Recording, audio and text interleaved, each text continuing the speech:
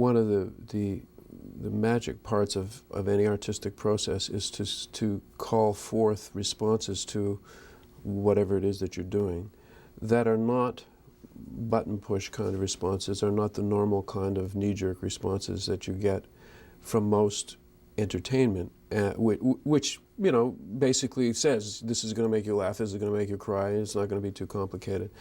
I think if you come away from Crash feeling in an intense emotional state, but not one that you could exactly say what it is, then I think that the movie has worked properly, because it avoids it, as Ballard's book does.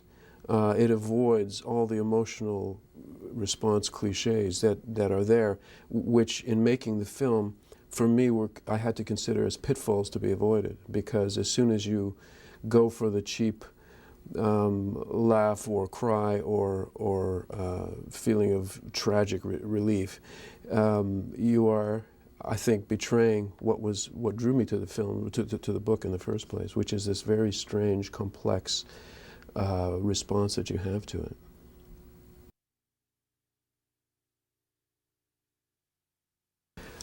The book Crash was sent to me by a journalist, actually, and a film journalist, and with a little note saying, I think I'd done an interview with her, and I think she was writing for the Philadelphia Inquirer at the time, and she had just said, I think you should make this into a movie.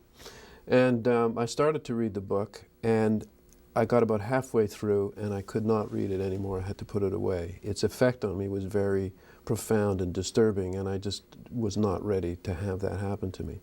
And I didn't get back to the book for about 6 more months. And then I finished it, and I thought that I would never make a movie out of this book. I don't think you could.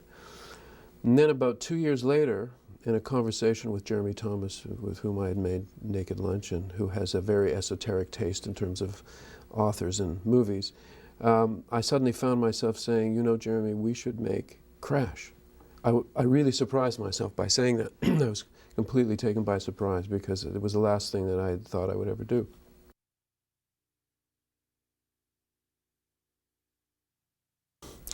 Because of the sexuality of Crash, the work with the actors was just that much more delicate and sensitive and intense. I don't think in terms of the actual acting it was different for me from what I've gradually developed into over the years as a director of actors. But it required this requires another level of trust on the part of the actors, that they are protected, that they are understood, and that their fears are acknowledged and worked with. Because there's a lot of physicality, a lot of nudity, a lot of exposure, a lot of, in short for the actor, a lot of vulnerability. And I did things that are often not done, which is to say that I would let my actors look at the tapes while we're shooting.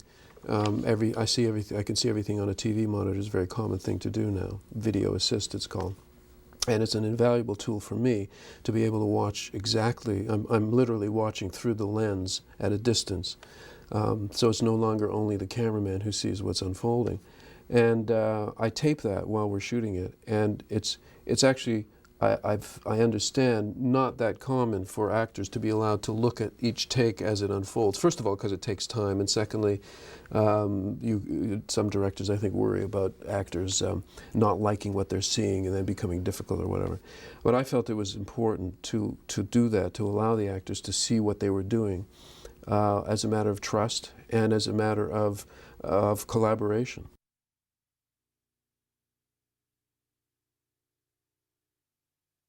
The strange thing about Crash is, and this holds in an odd way for the book, but even perhaps more for the movie, is that it is not.